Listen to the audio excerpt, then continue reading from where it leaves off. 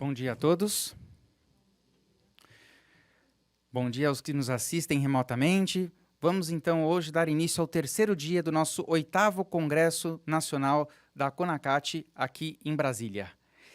Para hoje nós teremos eventos também muito interessantes versando sobre o enfrentamento à corrupção, prevenção e o combate. Antes de combater, importante prevenirmos. E no primeiro painel de hoje, versando o papel das ações educativas na prevenção à corrupção, vamos chamar 3 autoridades aqui no assunto e o nosso moderador para debater esse importante tema. Para iniciar os trabalhos, convido para compor a mesa o presidente da CONACAT, Dr. Antônio Carlos.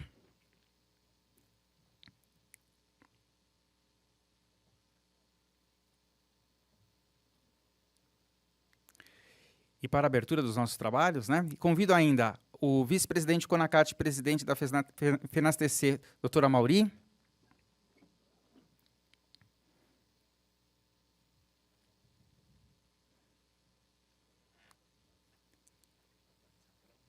E os nossos experts no assunto e ilustres palestrantes, doutora Regina Tomami Hirose, Procuradora-Geral da Fazenda Nacional.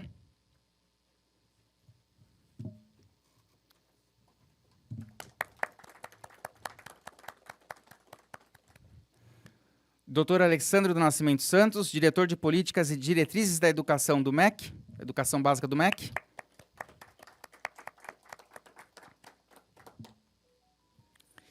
E a doutora Luciana Asper e Valdez, Promotora de Justiça do Ministério Público do Distrito Federal e Territórios.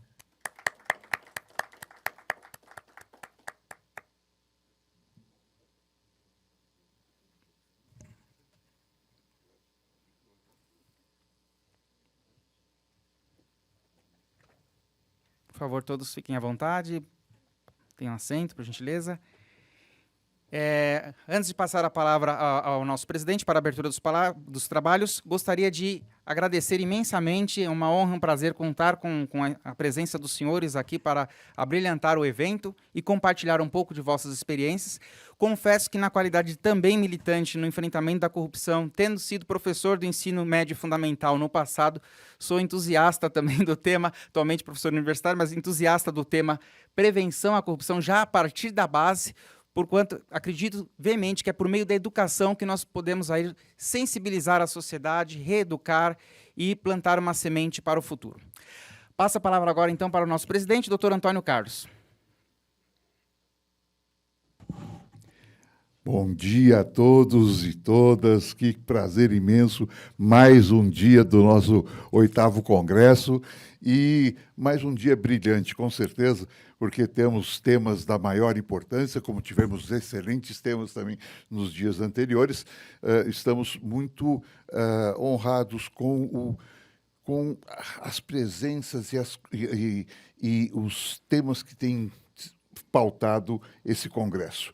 Muito úteis, muito importantes para a nossa sociedade, que é o nosso objetivo principal. Tá? Como as estruturas do Estado, a gente diz sempre, doutora Regina, as estruturas do Estado como o pêndulo, como o equilíbrio, né, na balança, sociedade, mercado, para o bem de toda essa estrutura. Né?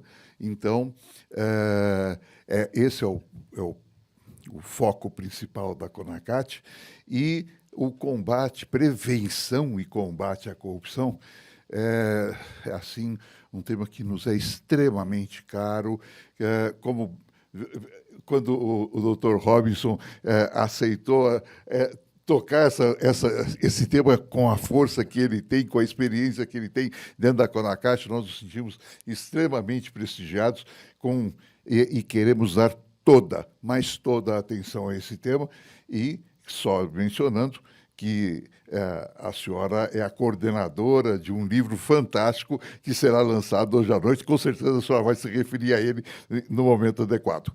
Amigos, que tenhamos todos um excelente dia, um excelente trabalho. Muito obrigado, presidente. Bom dia mais uma vez àqueles que nos assistem aí remotamente. Vamos então agora dar início aos trabalhos. Passo a palavra então para o Dr. Amaury para o prosseguimento. Bom dia a todos e todas. esse é um debate que nos é muito caro, né? O Dr. Robson vem destacando que a CONACAT assume sempre uma política de tratar de prevenção e combate à corrupção. E a prevenção é o maior desafio que a gente tem, né? Porque significa instrumentalizar a institucionalidade e trazer a sociedade para que nos ajude a compor um espaço público e também privado com menos atos de corrupção, desvio de recursos e com mais eficiência na alocação de recursos públicos. Então, para nós é muito relevante isso. Deveria ter nas minhas mãos aqui um resumo do currículo, mas vamos fazer informalmente vou pedir aos palestrantes que apresentem algumas das suas características que entendam mais relevantes na hora que forem falar. Estão aqui conosco, então, para participar desse painel do papel das ações educativas na prevenção à corrupção, a doutora Regina Irosi, Procuradora-Geral da Fazenda Nacional, e, como já mencionou Antônio Carlos, coordenadora do livro que será lançado hoje, que trata das carreiras típicas de Estado. Isso não é uma tarefa qualquer e interessa muito a CONACAT. Dr. Alessandro do Nascimento Santos, diretor de Políticas e Diretrizes da Educação Básica do MEC. Eu estou muito curioso em ouvi-lo, doutor, porque tratar isso já com a visão desde a educação básica é extraordinário, né? E a doutora Luciana Asper e Valdez, promotora de Justiça do Ministério Público do Distrito Federal e dos Territórios. Quero confessar que eu perguntei ao Dr. Robson o que é o T aqui. Ele disse, é dos territórios. Falei, mas território não tem mais desde 1988. Mas ele, do alto da sua sabedoria, disse, vai que criem um, Amaury. Entendeu? Então, precisa manter a denominação, entendeu? Para eventual uso futuro, né? Nunca se sabe da divisão territorial do Brasil, um país desse tamanho ainda pode viver essa experiência, né, Robson? Bom, eu queria pedir licença, então, à doutora Regina e também à doutora Luciana para autorizar o nosso amigo Alessandro a iniciar a conversa. Eu sei que isso é um pouco... Poderei ser acusado de ser antifeminista, mas é só por uma questão de urgência. Talvez o doutor Alessandro precise sair, então nós vamos permitir que ele fale primeiro. Por favor, fique à vontade, doutor Alessandro.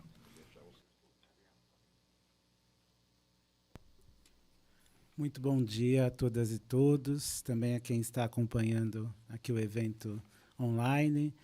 Sou Alexandro Santos, atualmente estou na direção, né, da Diretoria de Políticas e Diretrizes da Educação Básica no Ministério da Educação, mas fui professor da Educação Básica, diretor de escola, secretário de Educação, mas eu faço parte de uma das carreiras que compõem a CONACAT. Eu sou servidor da Câmara Municipal de São Paulo, consultor técnico legislativo, e antes deste cargo, eu também era servidor efetivo do Tribunal de Contas do município de São Paulo.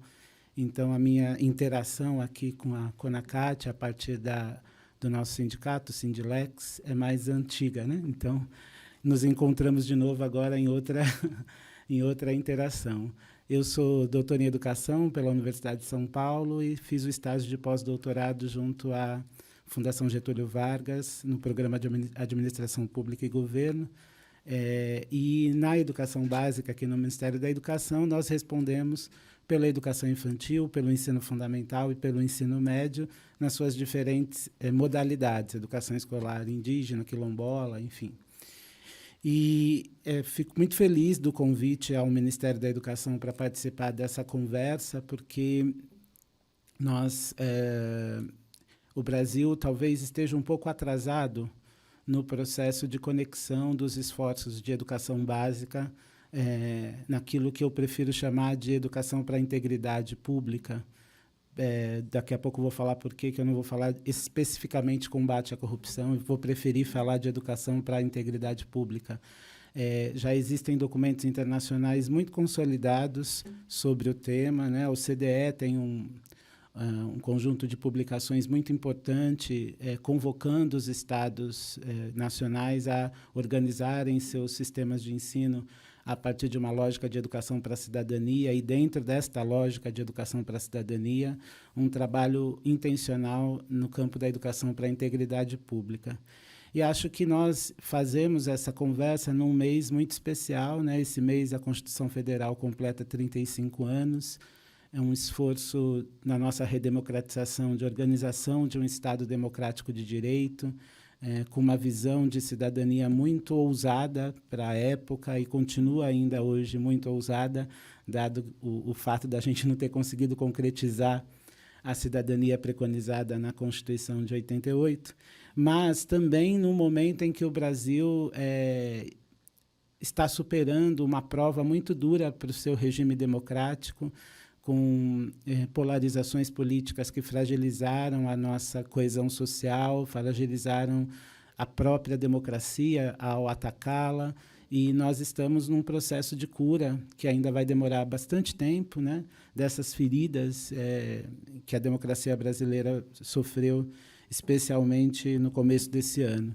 E falar do Estado Democrático de Direito é muito importante porque esta educação para a integridade pública é um dos pilares da sustentação do Estado Democrático de Direito. Se a gente for pensar especificamente quando a gente fala de um Estado de Direito, né, o Estado de Direito comporta um conceito fundamental que nos convoca a pensar princípios como a confiança pública, a legalidade, a moralidade, a transparência, a prevalência do interesse público sobre o interesse privado.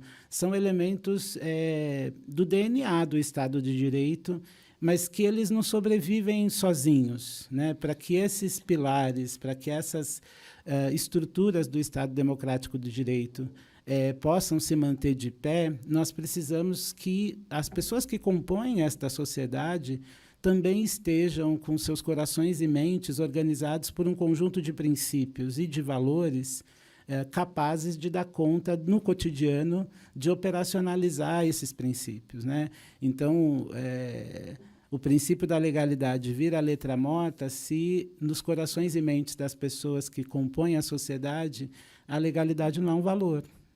Né? A gente precisa conectar, então, aquilo que está declarado nos textos legais, na nossa Constituição, com aquilo que nós costumamos chamar de apropriação de valores, atitudes e conhecimentos necessários para o exercício da cidadania nessa configuração do Estado Democrático de Direito. O Norberto Bobbio, quando ele vai discutir a qualidade da democracia, ele costuma alertar de que tem uma tarefa duríssima para os regimes democráticos, que talvez não tenha recebido toda a atenção necessária, que é a educação para viver numa sociedade democrática. Nós não nascemos geneticamente prontos para a democracia. Também não nascemos prontos para o autoritarismo, né? Tanto a democracia quanto o autoritarismo são... a gente precisa aprender a viver em regimes que são guiados por esses valores e princípios. E, para aprender a viver num regime guiado por valores democráticos, eu preciso de uma educação orientada para a democracia, uma educação que seja capaz de colocar, tanto do ponto de vista dos valores e atitudes, quanto do ponto de vista dos conhecimentos conceituais e procedimentais, todas as pessoas no mesmo patamar de conhecimento, de compreensão e de adesão a valores democráticos. E isso não é simples. Quando eu citei aqui a OCDE e disse que eu preferia falar em educação para a integridade pública, é porque tem um documento da OCDE que eu gosto muito, que vai definir um pouco a integridade pública como o alinhamento consistente e a adesão de valores, princípios e normas éticas comuns que garantam a primazia do interesse público sobre os interesses privados. Então, o compromisso do sistema educacional é colaborar para que no processo de formação cidadã, que é um dos compromissos da escola, esta formação cidadã se oriente por essa visão de integridade pública. Então, nós precisamos que as escolas colaborem com um processo que não é só responsabilidade delas, é importante que se diga isso, mas no qual elas podem exercer um importante papel se houver uma intencionalidade pedagógica, uma intencionalidade das políticas educacionais, no sentido de fortalecer esses processos de educação democrática, né? E é importante que a gente diga que defender, né, uma sociedade a partir de uma lógica da integridade pública significa evitar ou mitigar os efeitos da corrupção desta integridade pública. E quando a gente fala dos efeitos, a gente não fala só dos efeitos econômicos da corrupção, que já são absolutamente nefastos. Mas uma sociedade que a integridade pública está fragilizada também tem consequências nas relações sociais e comunitárias, porque aquilo que nós podemos chamar com a antropologia, com a sociologia e com a ciência política de confiança pública se deteriora numa sociedade em que se corrompe a integridade pública. As pessoas não confiam umas nas outras, né? Há um processo de fragilização dos laços sociais e comunitários, porque a expectativa que eu tenho em relação ao outro, na relação social, é uma expectativa de que eu vou ser enganado, de que eu vou ser ludibriado, de que eu não serei respeitado na horizontalidade da cidadania. Então, a corrupção, quando ela se instaura numa sociedade, ela também compromete essa dimensão das relações sociais e comunitárias. Ela compromete a relação fundamental do regime eleitoral, que é a confiança do eleitor em quem ele escolhe como representante público. Então, numa sociedade que está com uma percepção de que a corrupção está disseminada, a confiança do eleitor no seu candidato, na sua candidata, naquele que ele pretende escolher para ser o seu representante, a confiança do eleitor nos partidos políticos, ela também ela derrete. E, ao derreter, ela coloca em jogo o próprio sistema eleitoral. A gente viveu isso pouco tempo atrás, né? O grau de desconfiança do eleitor no sistema partidário, nas instituições da democracia eleitoral, ela caminha junto com essa percepção de um derretimento da própria integridade pública. Então, eu comprometo o sistema eleitoral numa sociedade em que a corrupção é percebida como um problema gigantesco, sistêmico. E, por fim, eu comprometo a relação do cidadão com os serviços públicos, né? Então, não é só o agente político eleito que perde a confiança do seu eleitor.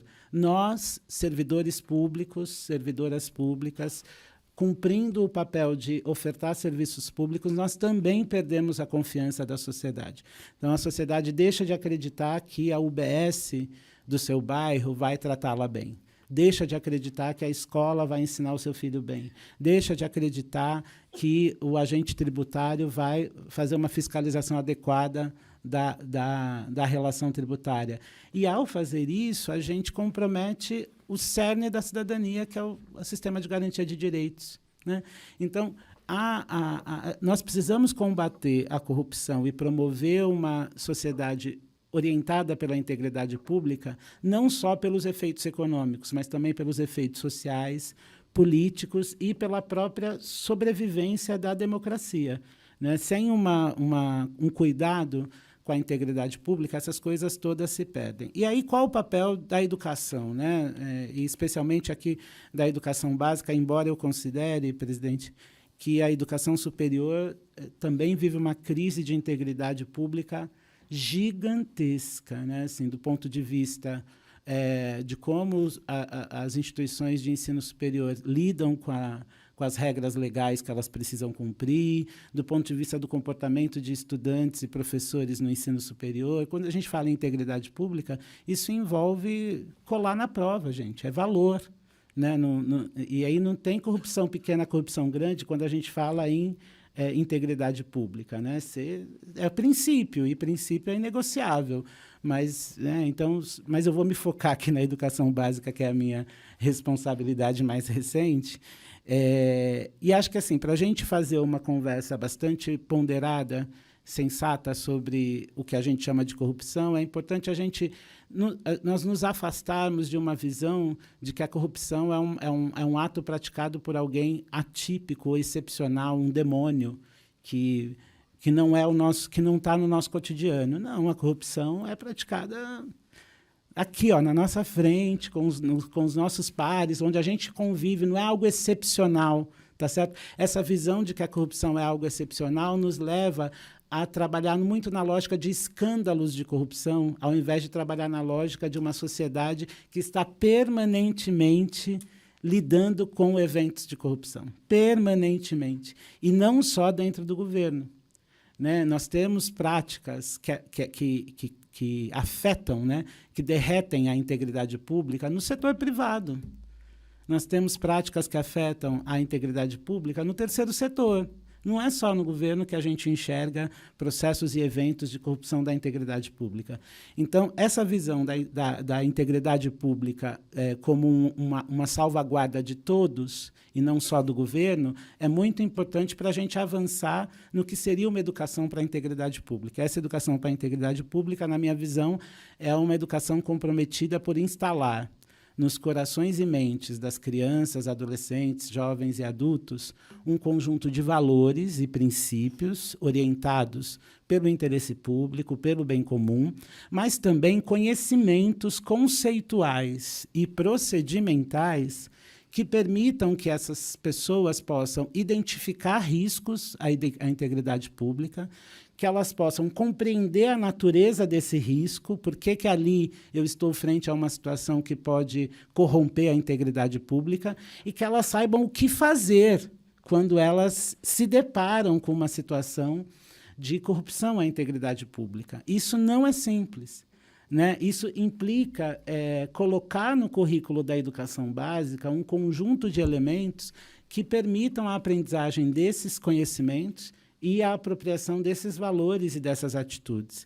E esse processo exige de nós todos um compromisso com a organização de uma espécie de matriz curricular sobre que coisas a gente precisa ensinar na educação básica para fortalecer a integridade pública. Isso não está tão simples. Está na nossa Base Nacional Comum Curricular, só que a nossa Base Nacional Comum Curricular é um documento normativo bastante complexo. A tradução dele nos currículos das redes de ensino e a tradução dele na prática pedagógica dos professores e professoras é um processo difícil de se fazer. Então, eu diria para você assim, não temos preocupações do ponto de vista normativo. Na norma, eu garanto a vocês que está posto uma educação para a integridade pública. Agora, a distância entre a norma e as práticas que acontecem nos sistemas de ensino e nas escolas é o nosso desafio comum. Nós temos que diminuir a distância entre o que está disposto na Base Nacional Comum Curricular e aquilo que a gente pratica em termos de educação para a integridade pública. Então, tem um primeiro esforço que é esse, uma tradução daquilo que deve ser objeto de ensino na escola nesse campo, a formação de professores e professoras e de gestores e gestoras escolares. Nós temos algumas experiências, né, em tribunais de contas de estados, as corregedorias gerais de estado, escolas de parlamento, mas esse esforço não está sistêmico ainda. São experiências, boas experiências, mas experiências isoladas, sem uma coordenação mais ampla em termos nacionais. Esse é preciso ser feito, né? Uma formação mais ampla para professores e professoras, e acho que a CONACAT tem um papel bastante importante nisso, né? Porque o conhecimento acumulado nas carreiras de Estado permite que a gente aproxime essa conversa de eventos práticos do cotidiano, de situações que as pessoas possam entender mais proximamente. Temos que organizar, disponibilizar materiais, né? Como é que eu falo de educação para a integridade pública com crianças de 4 e 5 anos? Como é que eu converso com as... Porque elas já entendem.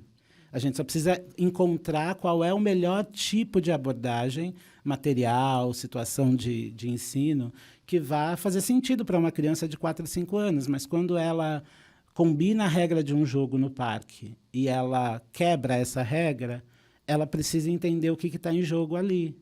Isso é um começo de conversa sobre integridade pública, confiança mútua, enfim. Então, materiais. E uma estrutura de incentivos, porque, veja, como professor, né, eu tenho uma formação, me formei professor aos 19 anos, na minha vida toda é mais de professor do que de qualquer outra coisa.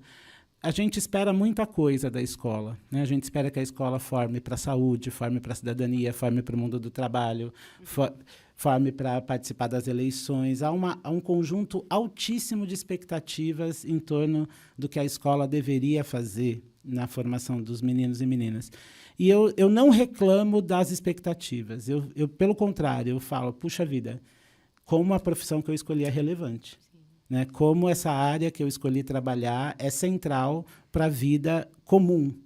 Todavia, os incentivos para que essas ações aconteçam na escola, essa estrutura de incentivos, como dizem os economistas, é muito frágil, né? Então, os professores têm muitas expectativas em torno do seu trabalho e os incentivos para que eles deem conta desse conjunto de expectativas nem sempre estão disponíveis. E eu não estou falando só de valorização salarial e condições de trabalho.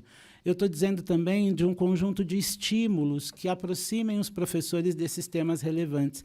Nós temos no Brasil, estou fechando já, tá, presidente? Um pouco mais de 2 milhões de professores atuando na educação básica. E, nos últimos 20 ou 30 anos, o fenômeno que a gente tem no magistério é de uma fuga das classes médias, né, do magistério, e o magistério é cada vez mais uma escolha das pessoas mais pobres do Brasil e pessoas que vieram de uma educação básica também com muita fragilidade. Então, nós temos pessoas que escolhem o magistério, e que bom que elas escolhem o magistério, mas que elas precisam de muito apoio para se tornar os professores e professoras que nós gostaríamos que elas fossem. Né? Então, é preciso que a gente invista muito em formação, no cuidado com esses profissionais, na orientação cotidiana do seu trabalho e na proteção dos professores e professoras. Porque tudo isso que a gente está falando pode ficar muito difícil de ser feito se a gente continuar apoiando certos discursos políticos que pretendem criminalizar a atividade pedagógica quando ela vai falar de temas delicados. Né? Assim, há um discurso social disseminado de que professores e professoras não podem falar sobre certos temas. E aí eu me pergunto, assim, se as crianças não ouvirem sobre esses temas na escola, onde é mesmo que elas vão ouvir sobre esses temas? A gente já sabe, por evidência nacional e internacional, que quanto menos educação para a sexualidade na escola, mais abuso sexual infantil. Quando uma escola começa um trabalho de educação para a sexualidade, as denúncias parece que saem assim dos bueiros. As crianças começam a entender, por exemplo, que estão vivendo situações de abuso em casa. E que elas só descobriram isso porque a professora fez uma aula e disse, olha, não é todo mundo que pode tocar em certas partes do seu corpo.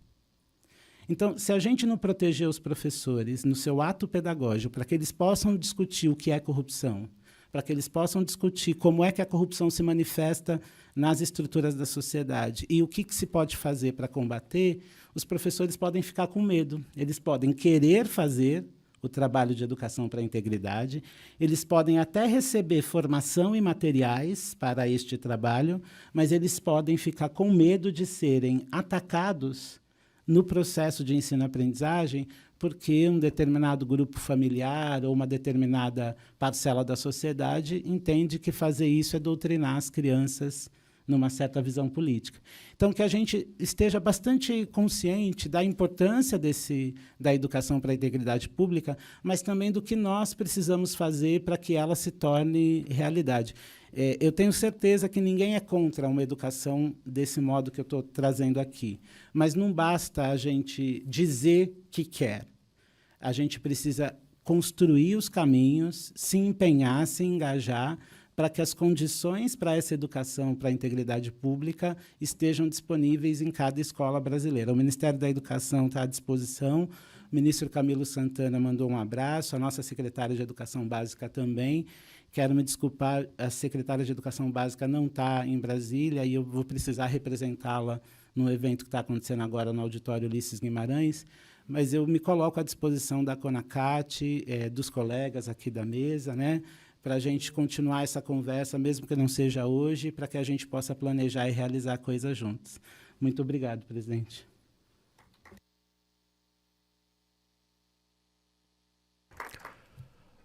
Muito bom, muito obrigado, Alexandro. Eu vou me permitir contar uma historinha para validar o que você acaba de apresentar. Eu sou auditor do Tribunal de Contas do Rio Grande do Sul há muitos anos, para não dizer um monte de anos, né? E um dia um colega nosso, ele é um doutor Carlos Eduardo, foi dar uma aula para crianças para ensinar o que era auditoria. E ele foi lá, sentou, como ele gosta de fazer, sentou no meio delas, conversou, explicou como é que trabalho a gente fazia, como é que a gente controlava os gastos públicos e a importância disso e tal. Passado alguns dias, um grupo de crianças se dirige ao Tribunal de Contas e se apresenta na portaria dizendo: nós queremos falar com o Cadu. Aí todo mundo diz: quem é o Cadu? Até que alguém diz assim: não, o Cadu é o Dr. Carlos Eduardo.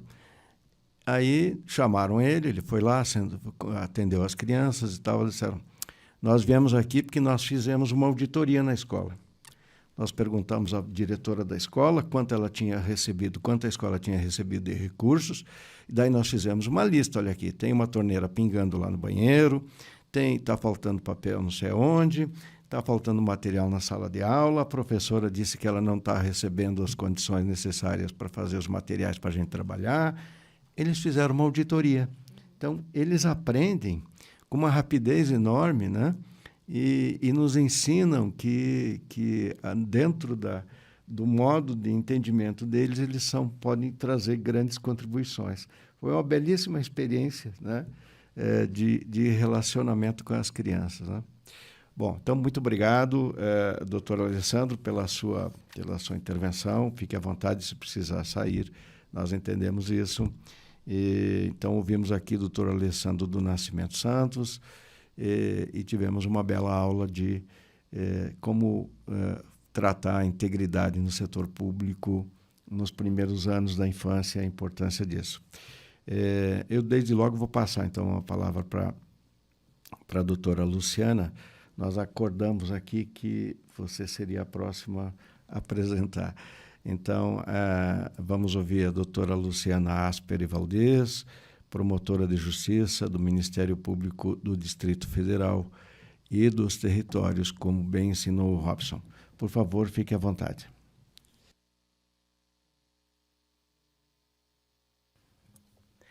Muito bom dia. Que honra estar aqui nessa mesa, né? Com corações totalmente voltados para honrarmos os nossos potenciais aqui no Brasil. Eu tenho 30 anos de Ministério Público e eu sou economista também. Então, o olhar que eu tenho sobre as minhas experiências e as vivências vai muito mais dessa realidade, né? Da vida de cada um. E a gente pode colocar a apresentação, que vai ajudar, se alguém puder colocar lá, mas eu acredito que eu vou, nessa manhã, compartilhar uma experiência de reinvenção. Como que nós nos reinventamos buscando exatamente a realização daquilo que quase todos os tratados e convenções internacionais que tratam do tema do enfrentamento à corrupção, eles trazem como uma solução sustentável para tamanho problema. Todos os tratados, quando nós vamos olhar, eles falam que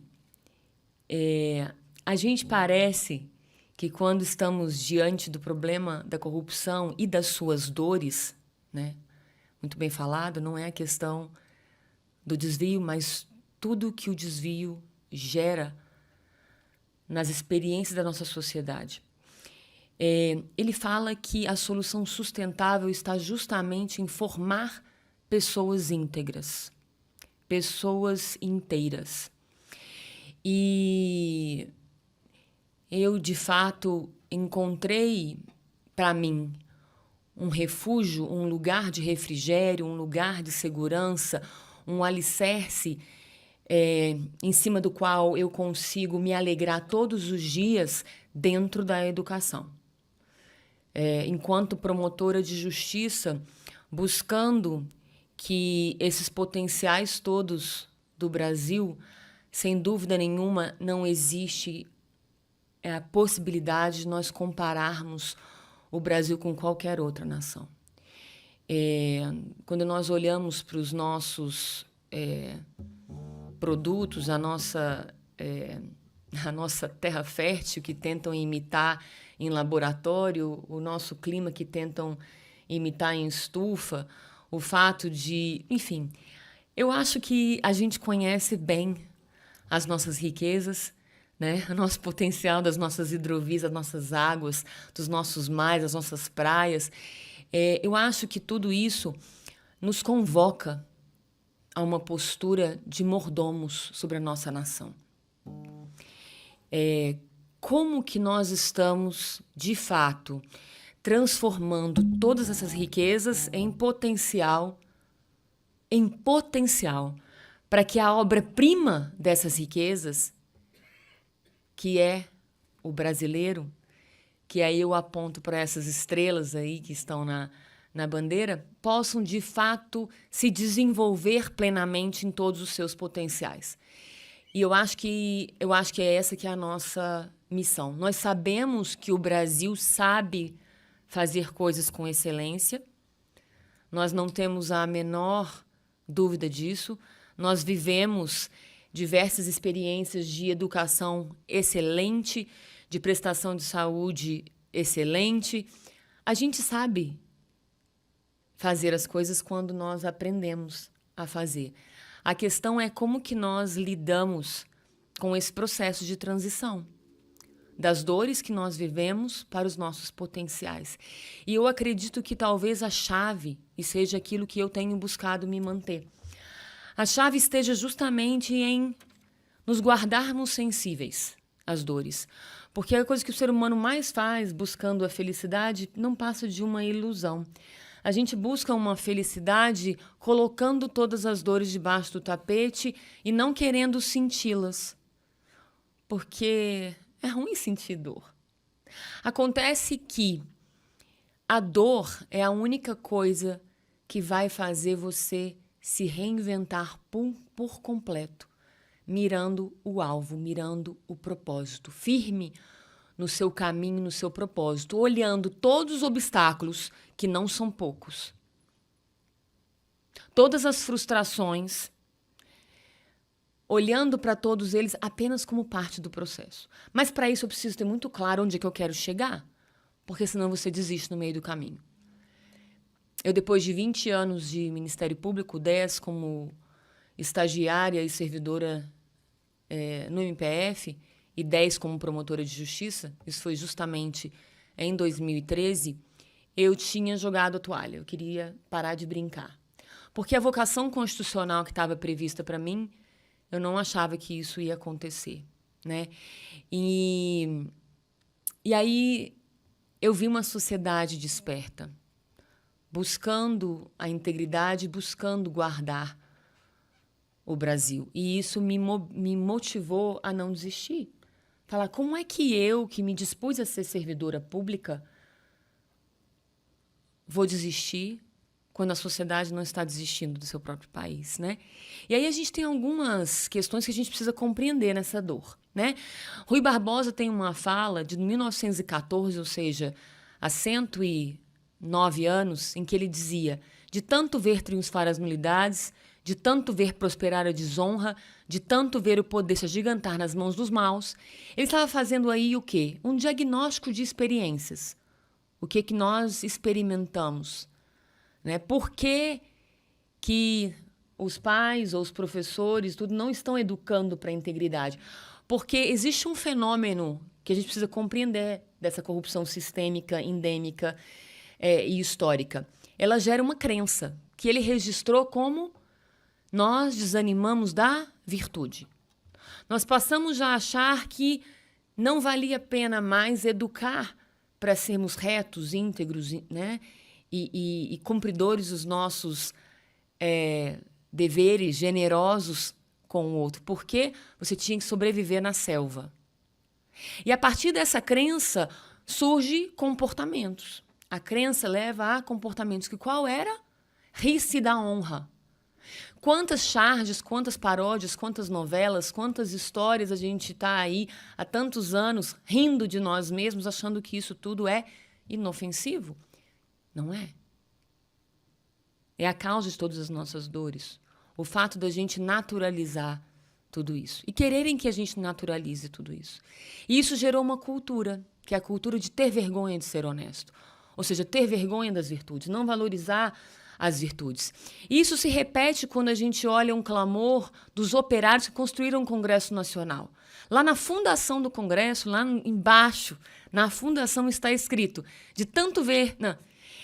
que todos os homens que aqui, os brasileiros que aqui chegarem, fossem dignos de honra e honestidade, teríamos um Brasil muito melhor.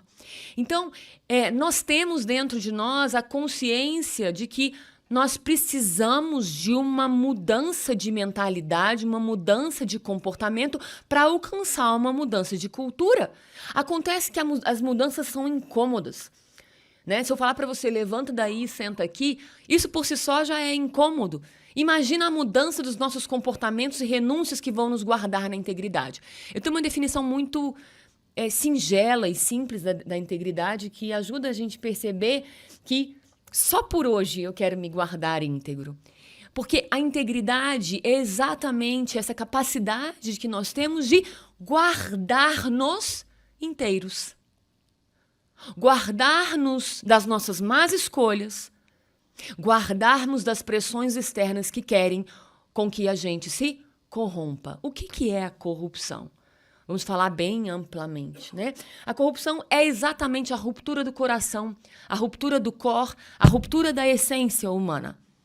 Quando nós deixamos de ser humanos, nós estamos nos corrompendo, né? A novela Vale Tudo também, que faz também aniversário de 35 anos, junto com a Constituição, ela também estava nos alertando. E eu sempre me pergunto, será que se nós tivéssemos prestado atenção à cultura que nós estamos construindo hoje, porque o passado a gente pode deixar para o passado.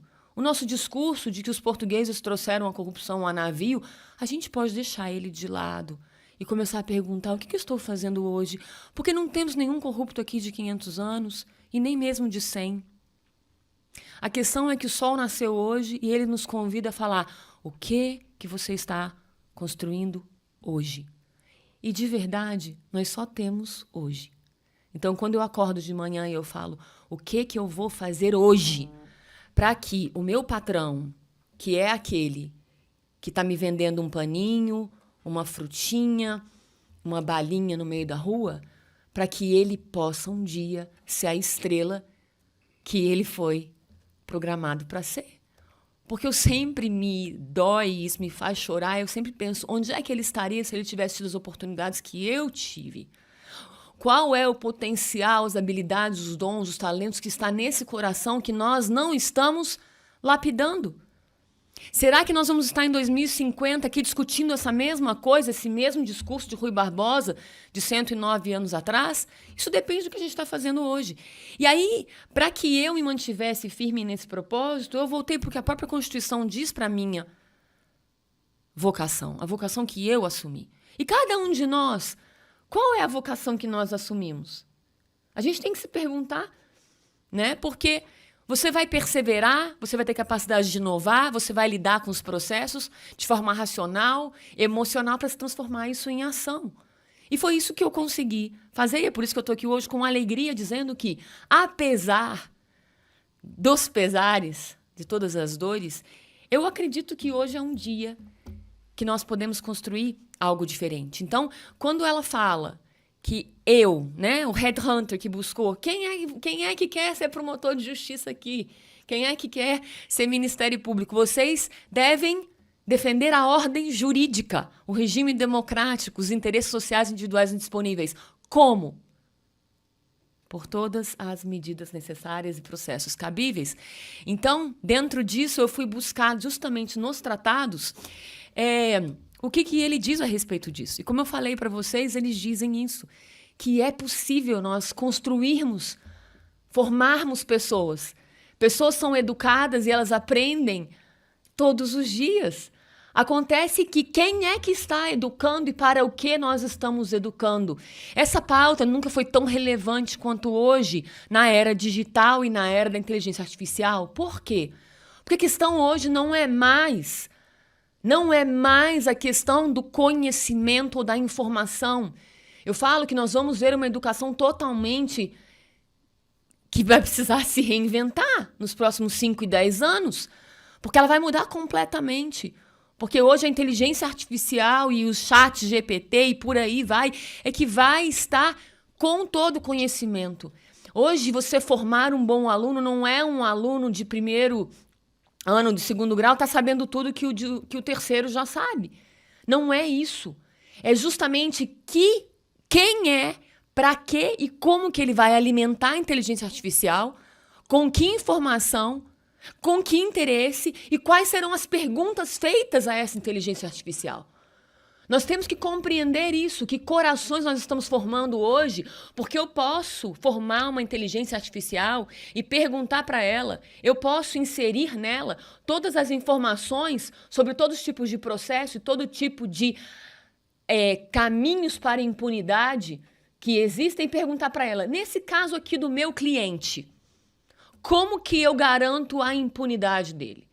Eu posso perguntar para ela também, nesse caso, essa favela aqui que desaba a cada chuva, como que eu posso fazer uma fundação aqui, uma estrutura aqui barata, viável, e fazer aqui uma estrutura que nunca mais essa favela vai desabar na próxima chuva. Eu posso perguntar para a inteligência artificial, alimentando nela todos os dados biológicos do ser humano e químicos, e perguntar para ela como que eu produzo a droga mais viciante e destrutiva que já existiu na história e capaz de viciar por muitos anos e eu garantir o meu cliente por muitos anos. Não posso?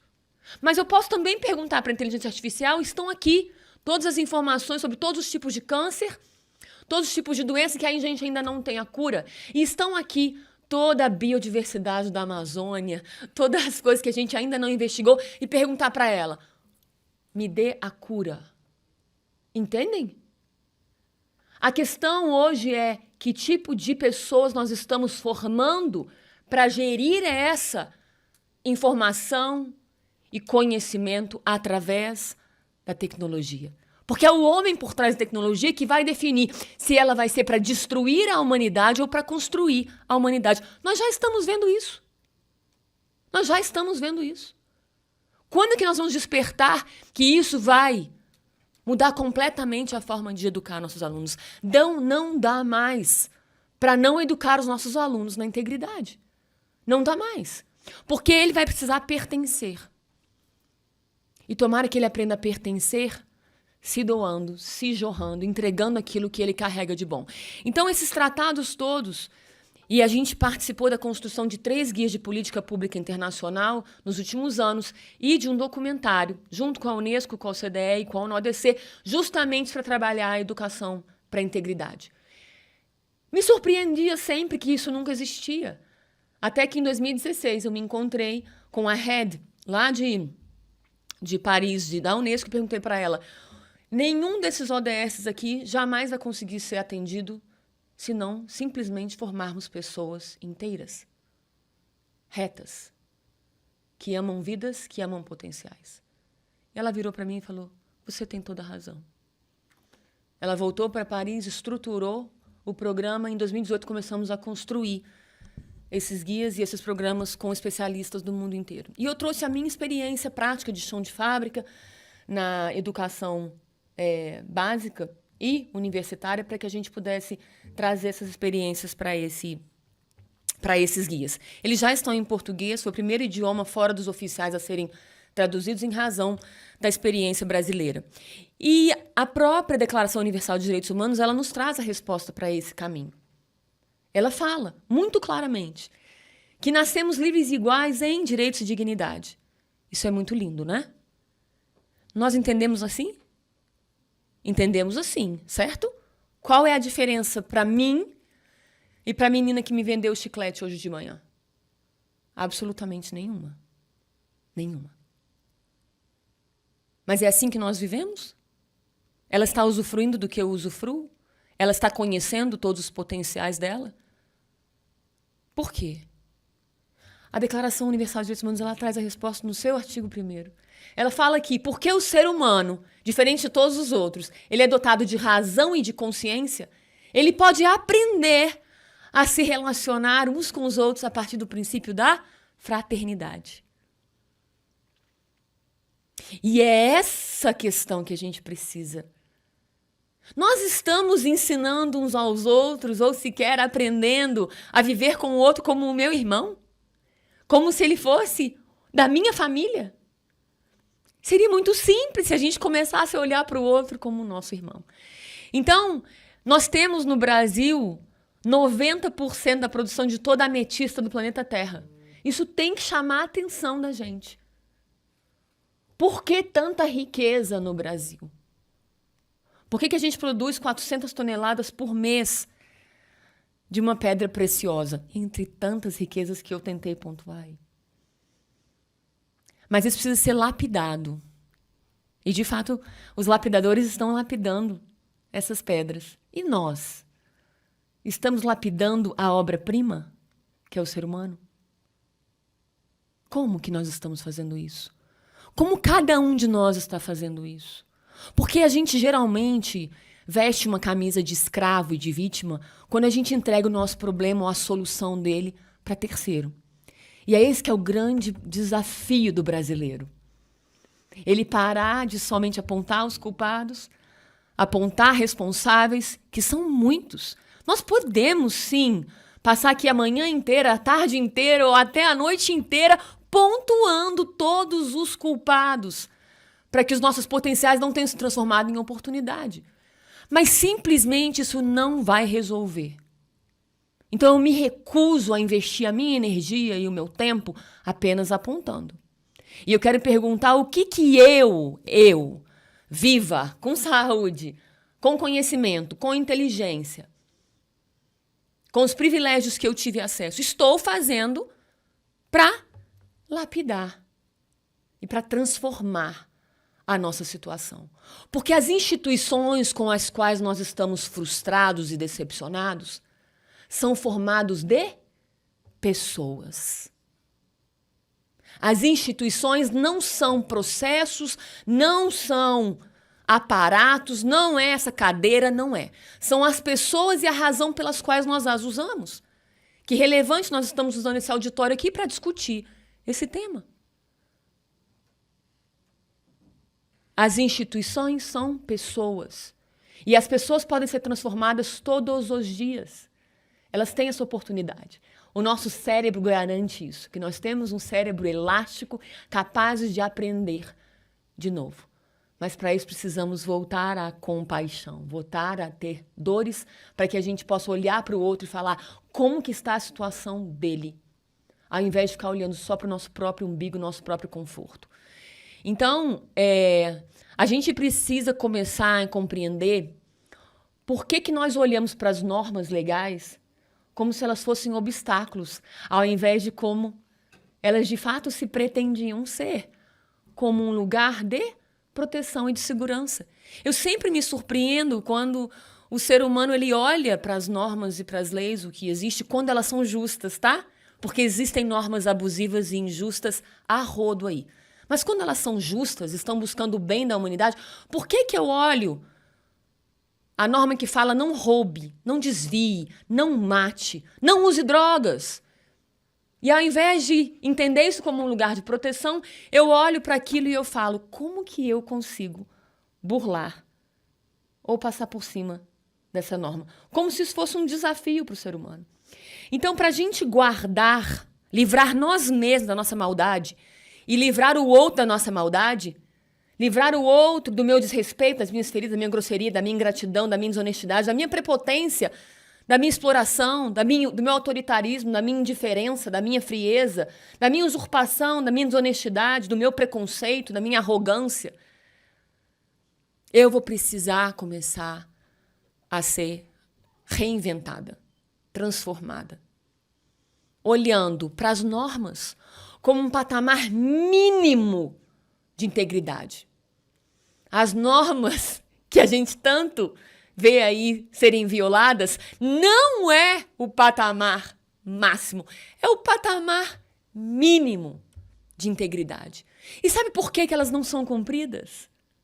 Justamente porque elas não serão enquanto eu não formar pessoas com uma integridade diferente, superior. Nós precisamos compreender que se eu quero conviver com pessoas que são íntegras, empáticas, doadoras, retas, confiáveis, generosas, fraternas, honestas, se eu quero alcançar isso, eu preciso ir além de formar para a norma. Porque se ela de fato estiver buscando se aperfeiçoar para tratar o outro como um irmão, ele vai olhar para a norma e ele vai falar: não, isso aqui é o mínimo minimórum, não é isso aqui que me rege. É o que eu, enquanto ser humano, obra-prima da natureza que recebi, dons, talentos, virtudes e habilidades, estou usando tudo que eu tenho para jorrar, entregar. Então, dentro desse aspecto, a gente foi construir algo que pudesse fazer com que a humanidade fizesse uma gira de 180 graus. Deixarmos de caminhar para a ilusão do ter, quando nós colocamos o ter e o dinheiro acima do ser humano, acima das relações humanas, acima das pessoas, e a gente fazer uma volta de 180 graus para voltarmos a ser. Se a gente for perceber, muitas vezes o que o ser humano busca no ter status, ter dinheiro, ter poder, ele está querendo só pertencer. E no final da vida ele vai perceber que se ele buscou esse ter para pertencer, ele vai se esvaziar por completo. Porque ele vai perceber que a única coisa que ele gostaria de ter tido eram relacionamentos verdadeiros e sinceros. E isso você não vai saber se tem ou não em razão dos teus teres, títulos ou bens. Você vai saber se você tiver tocado vidas com aquilo que você carrega. E a partir disso, a gente começou um trabalho dentro das escolas. Aqui eu estou trazendo várias imagens, mascote, ações sociais, auditorias cívicas muito bem faladas, rodas de conversa. Nós fazíamos várias provocações, reuniões com vários professores, diretores, coordenadores pedagógicos de escola. Isso em 2015 até 2018. Eles replicavam essas ideias dentro das escolas, eles levavam o que nós chamávamos de curativos de atitude, para poder implementar essas práticas de experiência de integridade dentro da escola. Tá vendo ali alguns botões de EVA, peças de teatro. Aí a gente usa muito a literatura, né? Você usar as redações, os jingles, os slogans, poemas, desenhos. As ações sociais, trabalho voluntário, códigos de conduta, o PEG-PAG, aquelas vendinhas sem ninguém tá vendo. E essas experiências foram se enriquecendo. Trabalho voluntário, alfabetização de alunos, a culinária sustentável com restos de comida, a arte com valores, o artesanato com valores. E tudo isso foi se transformando dentro de um programa. O que a gente ia fazendo, a gente fez um concurso universitário de publicidade para conseguir o slogan Esperto mesmo ser honesto, baseado na sabedoria humana de guardar as virtudes. Depois fizemos um fest rádio com a Transamérica. Eu vou passar rapidinho aqui, tá? Fizemos curta-metragens e tudo isso foi sedimentando o que seria essa metodologia do Namoral, que hoje é uma metodologia gamificada, toda estruturada em razão das boas práticas colhidas, tá? Ela é toda baseada, aplicada principalmente no ensino fundamental, já estruturado para o médio, baseado nesses 3 pilares. O embaixador da integridade, eu comigo, em que eu trabalho a questão da identidade em valores, virtudes, forças de caráter, porque eu preciso conhecer o que é importante para mim e não me tornar apenas resultado do que o Instagram ou o TikTok diz que eu sou. para eu poder ter um alvo, um destino, um legado, uma história que eu quero escrever, eu preciso saber o que é importante para mim. Então, a gente trabalha essa questão da identidade, a questão das liberdades. O que é liberdade? Fazer tudo que eu quero, sem que ninguém me perturbe? É um discurso, né? Que a gente escuta muitos meninos dizerem. Aí eu falo, pois depende. Você quer fazer medicina? Você quer fazer o quê? Na verdade, liberdade é muito mais sobre as renúncias daquilo que pode nos roubar do nosso propósito, do nosso alvo, do que sobre fazer tudo aquilo que nós queremos. Porque às vezes a gente quer fazer coisas que não contribuem com aquilo que nós queremos deixar, né? E a gente trabalha a questão da criatividade. Para guardar-se inteiro, né? Manter a sua integridade diante das pessoas, você tem que ser criativo, cheio de sabedoria. Esse embaixador se transforma em influenciador, porque a integridade ela não é eu apenas comigo. Eu só verifico se eu de fato sou íntegra na hora das relações. A integridade ela é relacional, não é? E aí passamos para o terceiro pilar, que são os restauradores da integridade altruísta. O que eu posso restaurar, o que eu posso fazer, que eu não dei causa, mas que talvez a minha omissão tenha dado causa. Esses são os 3 pilares do projeto. Eu vou mostrar aqui apenas algumas imagens. Ele é desenhado em missões e rodas de conversa, todos com metodologias ativas, em que o aluno ele é o centro do acontecimento. Ele não tem respostas prontas, ele é convidado a um chamado à responsabilidade para entender as consequências das suas escolhas. Se ele quer colar na prova, muito bem, mas ele vai saber que ele está sabotando o processo todo de aprendizagem. Se ele quer comprar um telefone celular sem saber de onde veio, ele tem que dar um cheque em branco para que a tia, a irmã, ou seja lá quem, ou ele mesmo seja assaltado ou morto em razão desse celular. A questão aqui não é sobre o que nós vamos escolher. A questão é saber a consequência da nossa escolha. Porque nós nos tornamos uma nação muito inconsequente. Nós queremos coisas, mas nós não queremos plantar essas coisas. E é esse que é o grande problema. Então, aqui são rodas de conversa, para vocês verem as etapas, tá? Rapidamente, já estou fechando. Aqui algumas imagens das rodas de conversa. Aqui a imagem de uma das etapas das missões, que é a criação do herói da integridade, que ajuda eles a identificarem no seu meio, na sua história, indo para a emoção, porque a neurociência nos explica que não adianta eu apenas conhecer, eu preciso sentir para mudar de comportamento, trazendo referências de integridade, de retidão para a minha vida. Então, aqui são alguns dos heróis. Depois tem a missão da Casa Interna do Herói, que é uma auditoria cívica sobre o que nós estamos pensando a respeito de integridade no nosso meio. Então, eles fazem essa auditoria com os seus colegas, depois fazem um relatório, transformam a sua escola numa embaixada da integridade, aqui tem algumas imagens disso, fazem um PEG-PAG com as políticas de incentivo para que eles, de fato, alcancem o 100% pago sem ninguém estar vigiando, experimentam um ambiente de confiança dentro disso, depois eles passam para uma restauração interna. Identificaram grandes problemas internos, aí vai de tudo, desde problema de saúde mental, eles fazem um ambiente para acolher uns aos outros com uma agenda, desde recuperar os espaços físicos da escola, e depois que eles fizeram isso dentro da escola, eles passam a fazer uma restauração para fora. Creches, asilos, abrigos, moradores de rua, eles são a solução. Começam um ano sem saber muitas vezes quem são ou do que são capazes, se vendo como vítimas, e terminam sendo solução e resposta, que é aquilo que nós carregamos, e experimentam a generosidade do ser humano.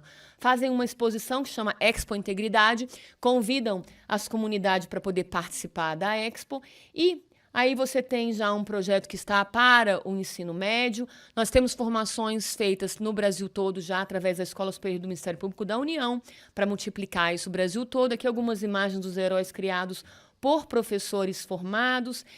Nós já estamos também com programas de extensão para poder alcançar as faculdades de pedagogia, licenciaturas, mas também design gráfico, por exemplo, que estão desenvolvendo jogos de tabuleiro e jogos virtuais para trabalhar a integridade dentro das comunidades escolares. E, basicamente, é isso. Fazemos workshops, oficinas, o Manatom, e temos vários instrumentos para isso tudo, né? Precisamos de materiais didáticos e paradidáticos para poder realizar todas essas rodas e tornar isso muito vivencial para eles. Então, eu estou fechando aqui, encerrando, agradecendo a oportunidade de apresentar para vocês essa experiência apenas como um caminho de esperança, um caminho de que é possível, sim, mudarmos e lapidarmos o diamante que é o nosso Brasil. Muito obrigada.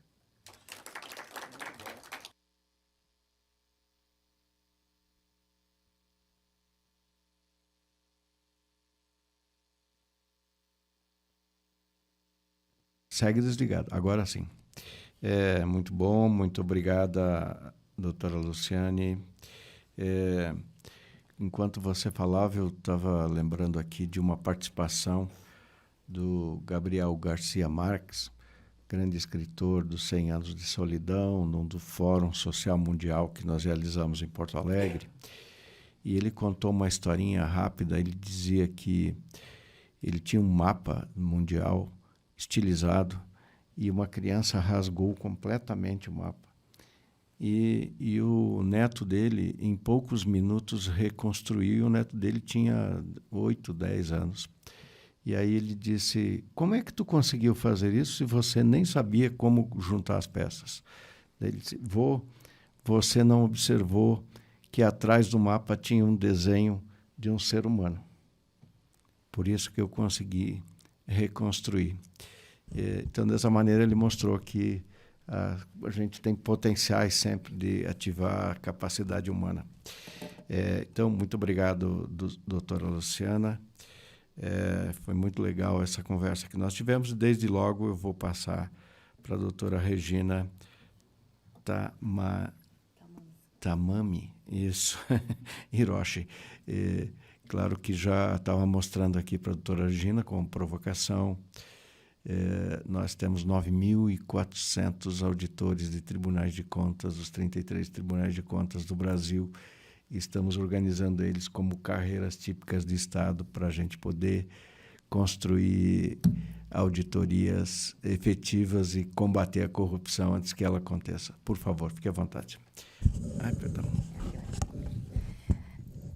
Bom dia a todas e todos. Muito obrigada pela recepção calorosa.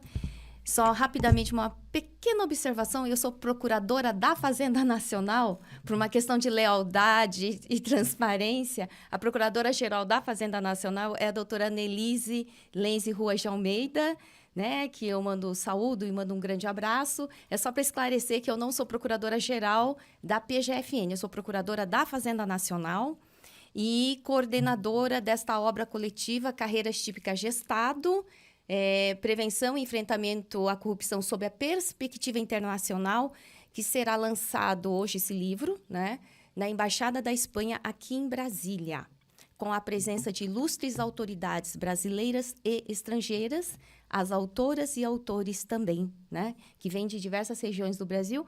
Em homenagem ao presidente Almauri, que mencionou a carreira, nós contamos hoje com a presença do Matheus e do Willo, que são representantes da Paraíba e que participam desta obra coletiva com um excelente artigo versando sobre as atividades desta importante categoria pública.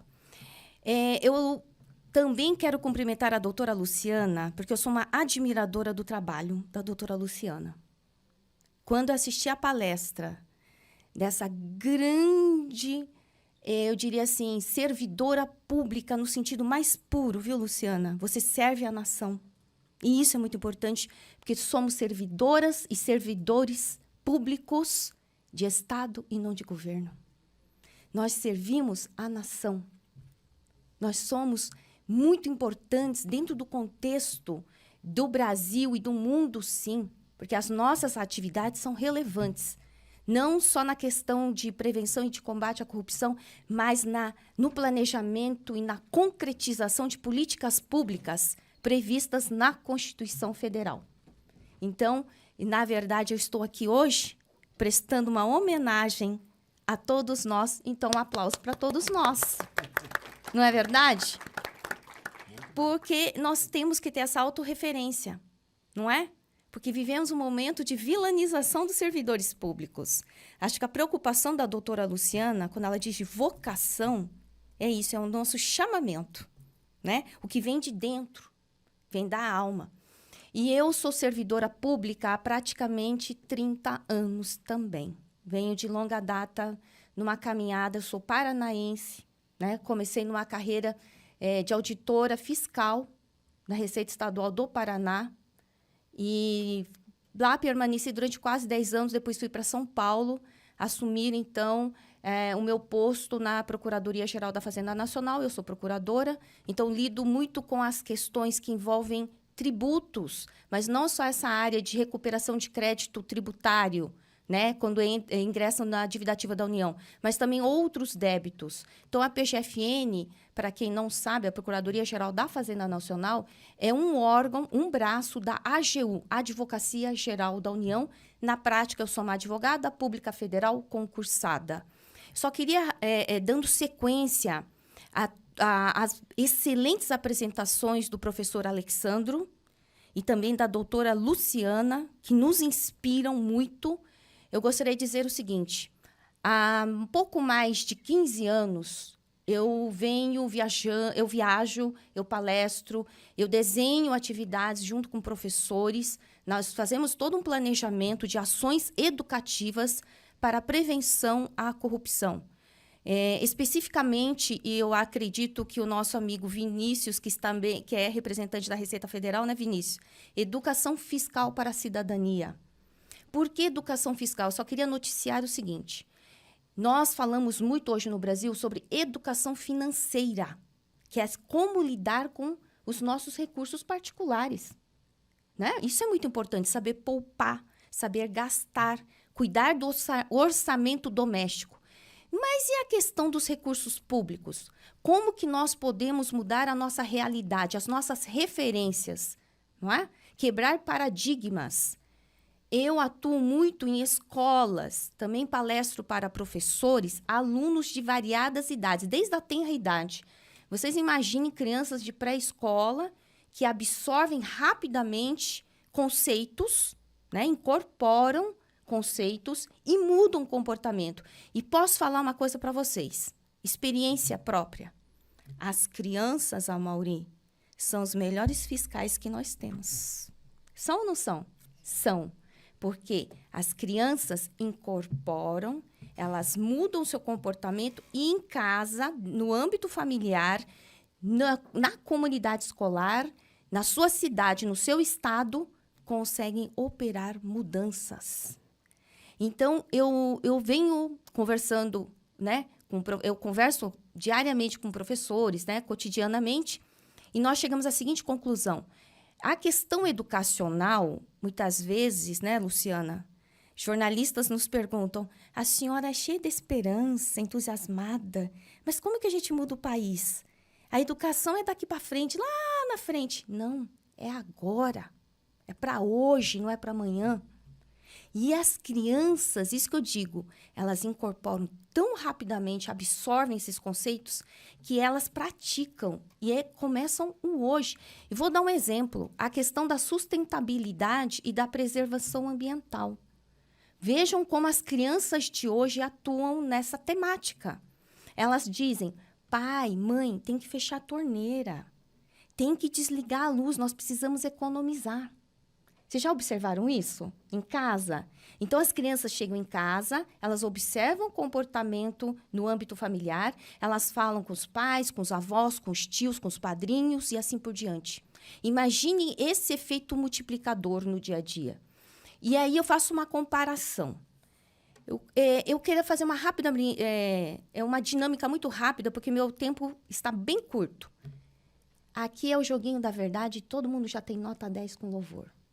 Aqui em casa, quem estiver nos acompanhando ou numa repartição, levante a mão quem já colou na prova na escola, em algum momento da sua vida. Podem levantar a mão, sejam sinceros. Sabe? Aqui é o joguinho da verdade, a gente não pode mentir. Todo mundo já tem 10. Quem já furou uma fila? É a fila do pão, a fila do cinema, a fila da água, é a fila do lanche. Alguém já furou uma fila? Aqui? Ergam a mão sem vergonha. Sabe por quê? Porque é uma autoanálise, vamos dizer assim, do nosso comportamento coletivo. E assim, sucessivamente, eu vou trazendo outros exemplos. Falsificação de carteirinha de estudante para obtenção de descontos no teatro, no cinema. O famoso gatunete. Quando eu faço essa pergunta para jovens, eles levantam a mão e rindo, porque eles captam o sinal do vizinho, fazendo o famoso gatunete. Estacionar o carro em vaga preferencial de idosos, por exemplo, ou estacionar o carro em vaga proibida, dizendo 5 minutinhos, seu guarda, por favor, 5 minutinhos. Então, vejam, o que eu quero dizer? Esse comportamento do dia a dia, se a gente parar para pensar em termos de essência, são ou não são atos de corrupção? São. Não é aquela ideia de tirar vantagem para si? E aí, vejam só o jeitinho brasileiro, né, doutora Luciana, que nós ouvimos no dia a dia, não é verdade, presidente Amaury? É aquela história, o famoso jeitinho brasileiro. Só que o professor Mário Sérgio Cortella, ele diz o seguinte, o jeitinho brasileiro, ele pode ser entendido, interpretado sobre 2 aspectos. Primeiro ponto, o aspecto positivo, criatividade e jogo de cintura do povo brasileiro. Não sei se vocês sabem, os brasileiros ganham muitas premiações na área publicitária. Os publicitários brasileiros são excelentes. Os cientistas brasileiros são admirados porque, com poucos recursos públicos, conseguem fazer milagres num laboratório. E as universidades estrangeiras, os centros de estudos estrangeiros querem contratar os brasileiros cientistas. Por quê? Com essa criatividade, jogo de cintura, fazem milagres. Então, é o aspecto positivo. E a faceta negativa? É o famoso querer tirar vantagem para si, né? Ser o espertinho. Então, o que nós enxergamos no dia a dia e percebemos no cotidiano? Que nós precisamos também tratar da questão cultural. E como é que você muda uma cultura de uma nação? Por meio da educação. Vou citar rapidamente um exemplo. Aí vocês vão me dizer, Regina, o que acontece lá fora, será que dá certo aqui no Brasil? Eu sempre digo o seguinte, com certas adaptações, cada cultura tem suas peculiaridades, cada povo tem as suas peculiaridades, é isso que eu quero dizer.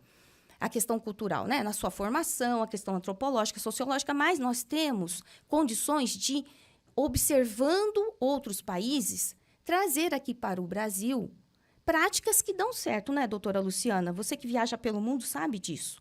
Vocês sabem que na Suécia, Singapura, o Japão, eu tenho um primo que mora no Japão, ele é engenheiro.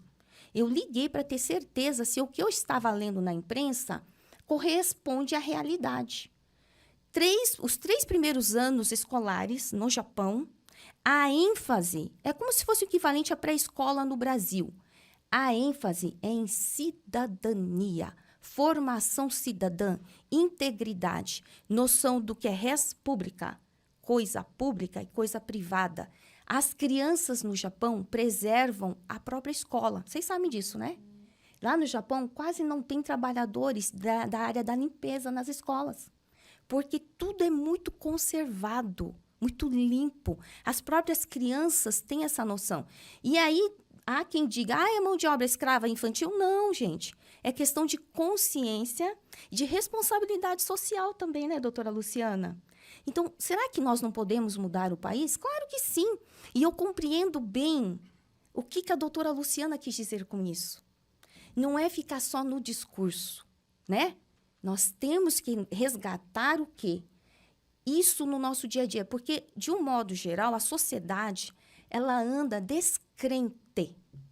A sociedade não acredita em mudanças. Nós vivemos um momento em que muitos dizem assim, mas nós não temos saída, faz parte, o sistema é assim.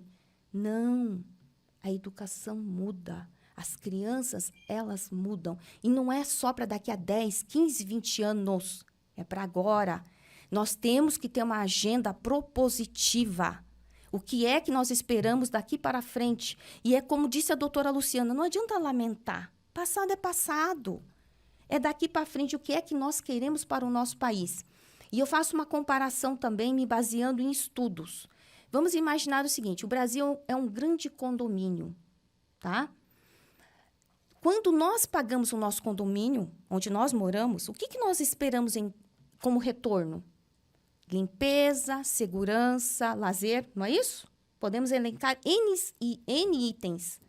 E em termos de nação, quando nós pagamos os nossos tributos, os nossos impostos, em que a maioria diz, eu pago muito e não tenho retorno social adequado e proporcional ao que eu pago, que é a minha área de atuação. Por isso que eu falo de educação fiscal para a cidadania, demonstrando a função social dos tributos, né, dos impostos, mas o que significa também o retorno social.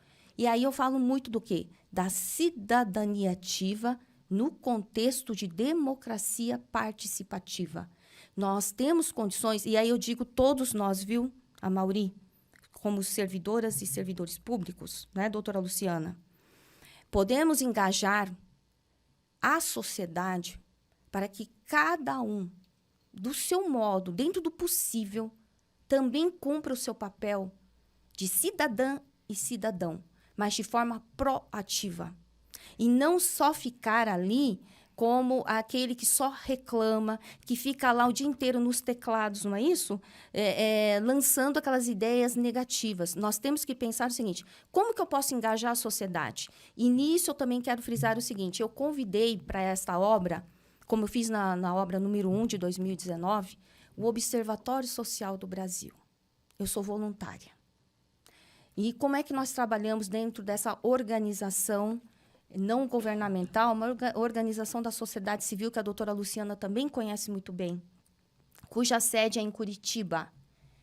Nós trabalhamos juntamente com membros da sociedade nos municípios, munícipes apartidários, tá? Porque a ideia não é perseguição política, muito pelo contrário, é a atuação conjunta da sociedade com instituições públicas, viu, Amaury? É uma sinergia, uma atuação conjunta que traz resultados muito positivos e também na questão de avanços na gestão pública, tá? Então, esse é o nosso papel, além da atuação diária nas nossas instituições. É um engajamento da sociedade. E este livro, só para mencionar também o porquê que nós realizamos esse trabalho conjunto, precisamos nos apresentar cada vez mais para a sociedade. A sociedade precisa nos conhecer mais de perto, sabe? Precisamos construir pontes, diálogos com a sociedade.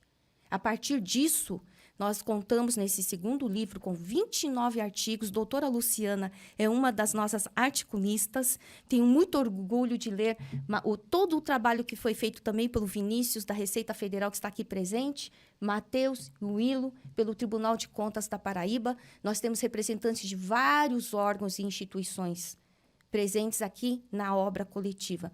Então, o que eu quero dizer aqui, para encerrar a minha apresentação? Primeiro ponto, temos condições de não só realizarmos o nosso trabalho técnico. Vamos engajar a sociedade. Vamos nos aproximar dessa sociedade que não nos conhece e que, por isso, dependendo dos discursos negativos e destrutivos, quando muito se ventila, não vira verdade, não é? O que falam muito dos servidores públicos ultimamente? E que eu ouço e vejo e leio. Somos o quê? Apenas gastos públicos? Só geramos gastos públicos? Ninguém fala do retorno que nós damos para a sociedade, o que geramos para a sociedade, para os cofres públicos.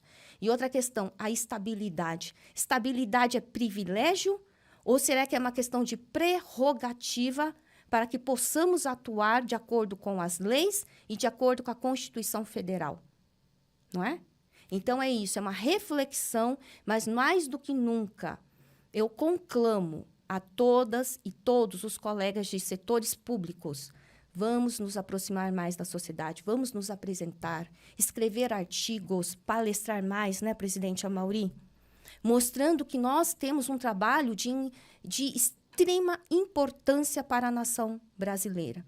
E mais do que nunca, eu encerro aqui a minha apresentação dizendo o seguinte, também somos semeadores de esperança.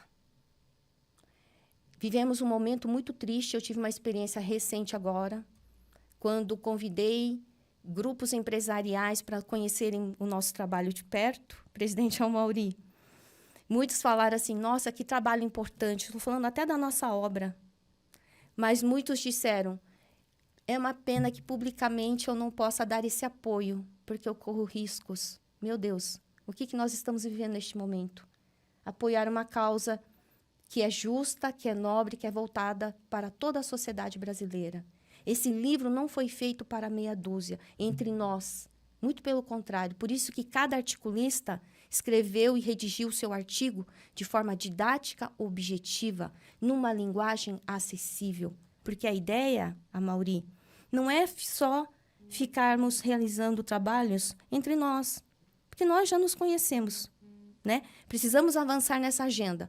Então, fica aqui a minha mensagem, a minha gratidão a todos. E também eu quero dizer o seguinte, esta obra conta com 29 logomarcas de entidades que representam as categorias públicas e algumas entidades aqui, na verdade, são da seara acadêmica. Então, fica aqui os meus agradecimentos a todos que apoiaram essa iniciativa e que apoiam. E vamos em frente. É pensando no Brasil como um todo, tendo amor à pátria, naquele sentido mais nobre, né? Não é xenofobia, é respeitando todas as culturas, porque o Brasil é um país rico. Não é só rico no sentido econômico, mas é rico em termos de cultura, de produção intelectual. Nós temos que ter orgulho do nosso país. E hoje nós seremos recebidos na Embaixada da Espanha e também agradeço à senhora embaixadora que nos recebeu e vem nos acolhendo de braços abertos. E hoje será, então, o nosso grande lançamento.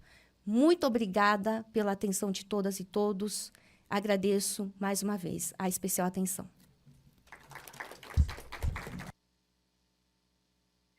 Muito obrigado, doutora Regina.